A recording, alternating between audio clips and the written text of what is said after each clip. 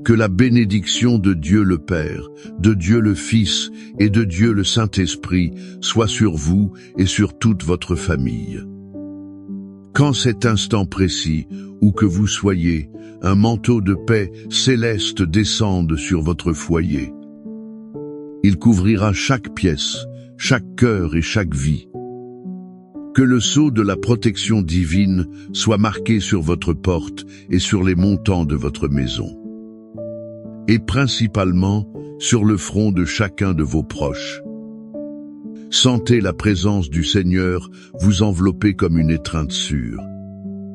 Il établit un sanctuaire de tranquillité et de sécurité autour de vous. Ce n'est pas un moment ordinaire, c'est un temps sacré. C'est un rendez-vous avec le Créateur de l'univers. Il incline ses oreilles pour entendre le cri de votre cœur pour votre famille. Respirez profondément et ouvrez votre esprit pour recevoir tout ce qu'il a préparé pour vous aujourd'hui. En ce moment, dans l'unité de la foi, nous nous levons comme gardiens spirituels de nos foyers. Nous ne prions pas depuis une position de peur ou de défaite, mais depuis une position d'autorité et de victoire qui nous a été accordée en Christ Jésus. C'est pourquoi nous déclarons que votre maison est le territoire du Seigneur. Au nom de Jésus, nous brisons et annulons toute flèche de discorde. Toute parole de désaccord et toute racine d'amertume lancée contre votre famille. Nous annulons les effets de toute parole de malédiction, de toute malédiction héréditaire ou de tout schéma d'échec qui tente de se perpétuer de génération en génération. Nous nous opposons fermement à tout esprit de division, de rébellion, de dépendance et de confusion. Il tente de s'infiltrer dans votre mariage, l'esprit de vos enfants et l'harmonie de votre foyer. Nous ordonnons à ces forces de se retirer maintenant au nom de Jésus. Nous déclarons que les murailles du salut entourent votre maison. Nous couvrons votre conjoint, vos enfants, vos parents et chaque membre de votre famille. Nous les couvrons du sang précieux et puissant de Jésus-Christ. Ce sang est notre protection, notre rédemption et notre victoire. Nous déclarons qu'aucune arme forgée contre votre famille ne prospérera. Et toute langue qui s'élèvera contre vous en jugement sera condamnée. Car tel est l'héritage des serviteurs du Seigneur et leur justice qui vient de moi, dit le Seigneur. La victoire nous a déjà été donnée à la croix. Nous en prenons possession pour notre famille maintenant. Maintenant, je vous invite à calmer votre cœur.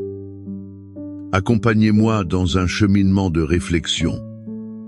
La parole de Dieu est un miroir pour notre âme. C'est aussi une source de sagesse pour nos vies.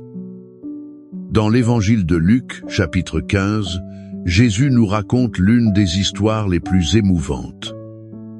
C'est la parabole du Père miséricordieux et du Fils prodigue. Plongeons dans cette scène.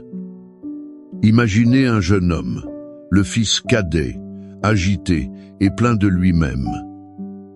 Il s'approche de son père avec une audace frôlant le manque de respect.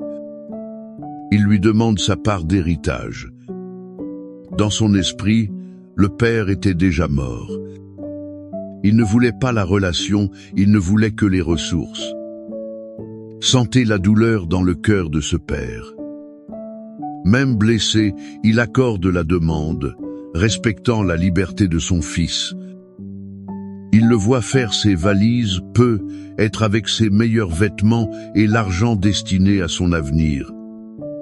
Puis il le voit partir par la route poussiéreuse. Il devient un point de plus en plus petit à l'horizon.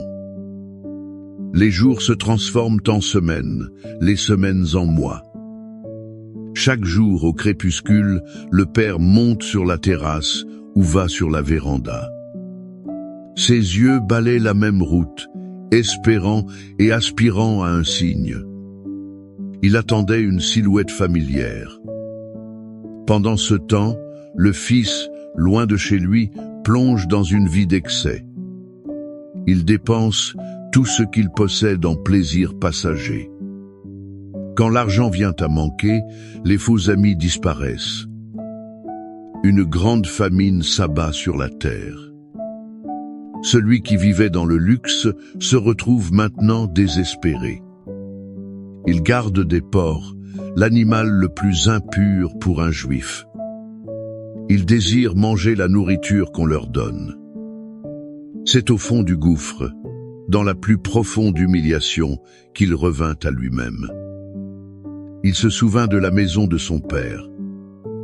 Là, même les serviteurs avaient du pain en abondance, tandis que lui mourait de faim. Une étincelle d'espoir s'alluma. Il décida de rentrer, non comme un fils, mais être comme un simple serviteur. Il répéta son discours de repentir. Puis, il se lève et entame la longue et honteuse marche de retour. Maintenant, reportez votre attention sur le Père. Il est à son poste d'observation, comme tous les jours. Soudain, il voit quelque chose. Une silhouette chancelante, sale, maigre, très loin. Mais le cœur d'un père reconnaît ce que les yeux peuvent à peine distinguer. Ce n'est pas la colère qui inonde sa poitrine, ni un désir de dire « je te l'avais dit ». C'est une compassion accablante. Le texte dit que le père, ému d'une intime compassion, courut. Imaginez cet homme âgé, un patriarche, soulevant ses vêtements. Il court vers son fils, rompant tout le décorum culturel de l'époque. Avant que le fils ne puisse prononcer son discours répété, le père l'atteint. Il l'embrasse et le serre dans ses bras à plusieurs reprises. L'odeur de la boue, des porcs, de la misère n'importait pas. C'était son fils. Le père ne le laisse pas finir sa demande d'être un serviteur. Il crie à ses serviteurs « Apportez la plus belle robe. Mettez un anneau à son doigt et des sandales à ses pieds. Amenez le veau gras et tuez-le. Mangeons et réjouissons-nous. Car mon fils que voici était mort, et il est revenu à la vie. Il était perdu, et il est retrouvé. » Et la fête commença.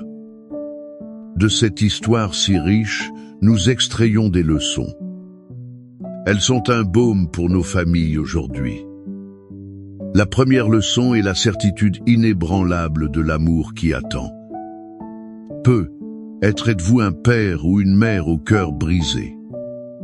Votre enfant s'est égaré, a pris de mauvaises décisions.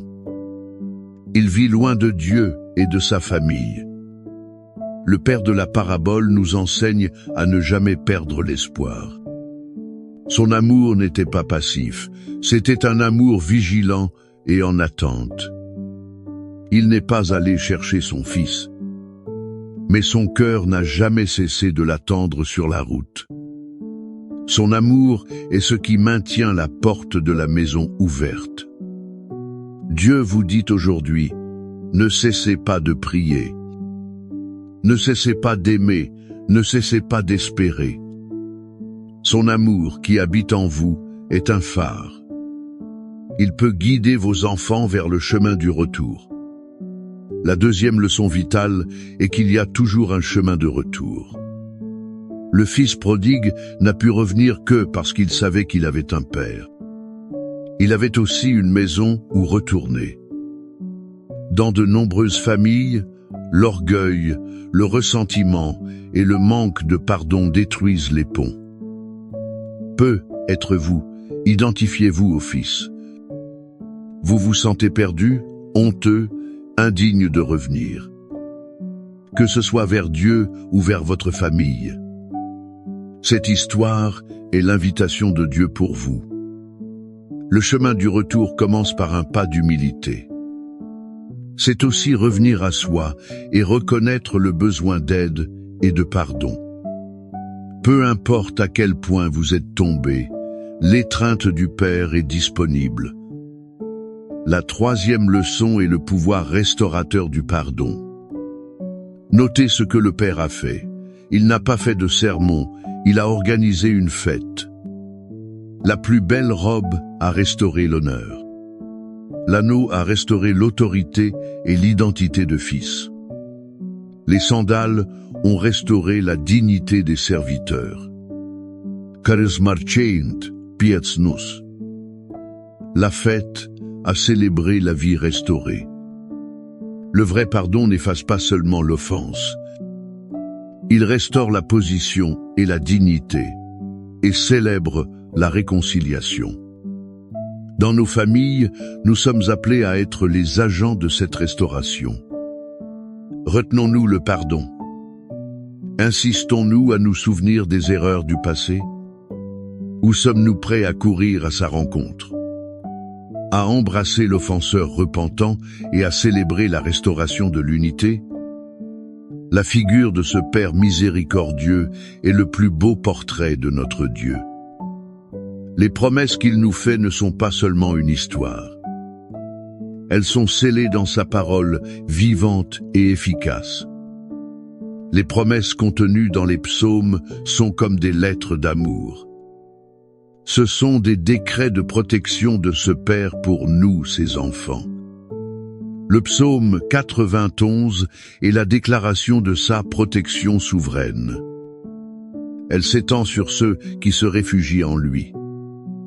C'est la promesse que, sous ses ailes, nous sommes en sécurité. Le psaume 23 est la certitude de son soin intime. C'est aussi sa constante provision en tant que notre bon berger. Maintenant, je vous invite à fermer les yeux, si possible.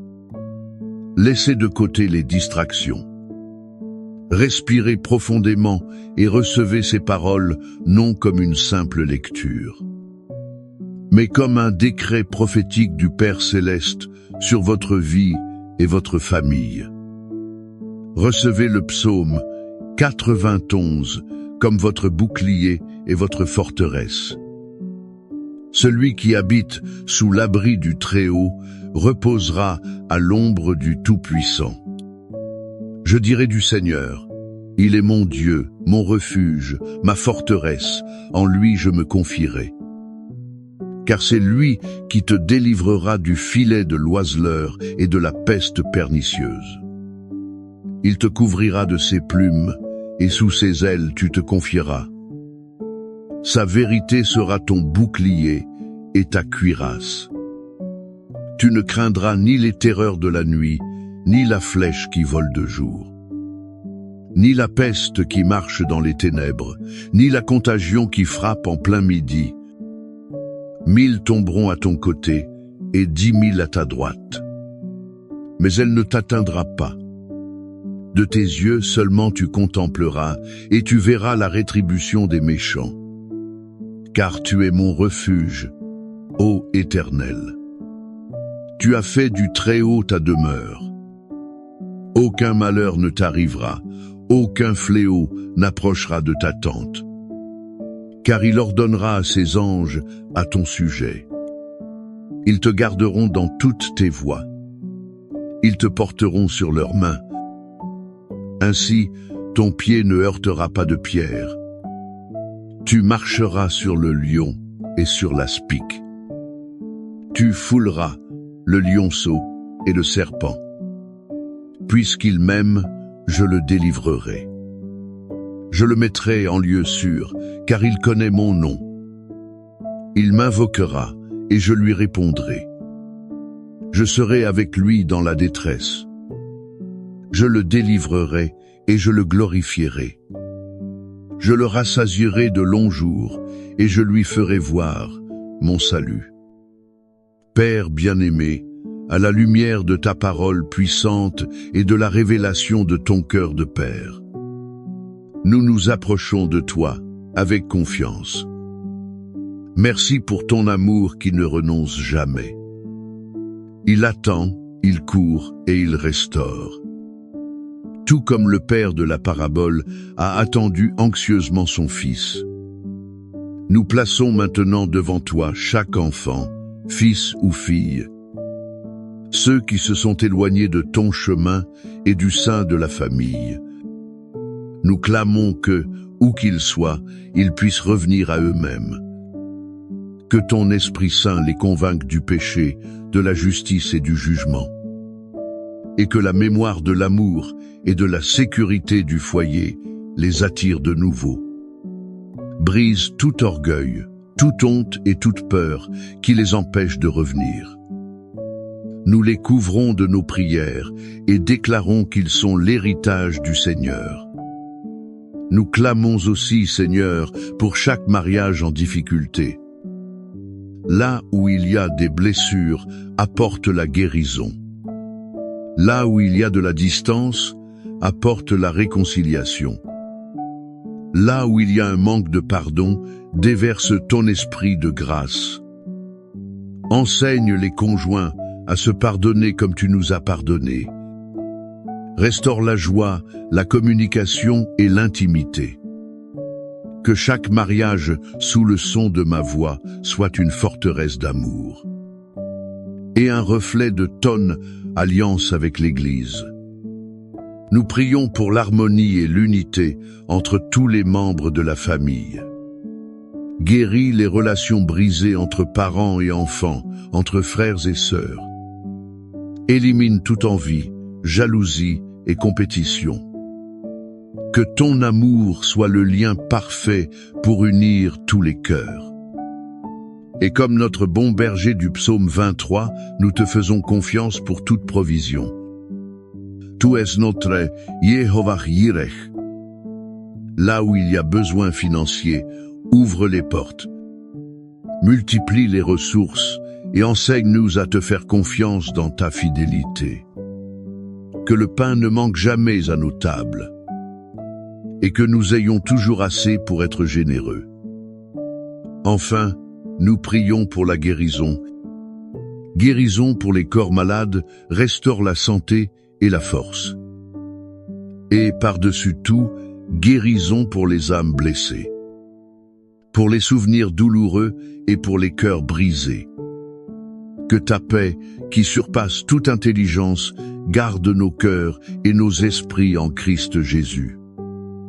Maintenant, je vous invite, dans un acte de foi, à écrire le nom de votre famille ou votre principale requête dans les commentaires. En faisant cela, vous la déposez sur l'autel de Dieu. En accord avec des milliers de frères qui prient également, que la certitude de l'amour du Père qui attend sur la véranda soit sur vous. Que la protection infaillible du Dieu Très-Haut, promise dans le psaume 91, soit aussi sur vous. Et que le soin tendre et la provision abondante du bon berger du psaume 23 vous couvrent. Que tout cela soit sur toute votre maison, non seulement aujourd'hui, mais pour tous les jours de votre vie. Recevez cette bénédiction et vivez dans la plénitude de la victoire. Une victoire que Christ a remportée pour vous. Amen.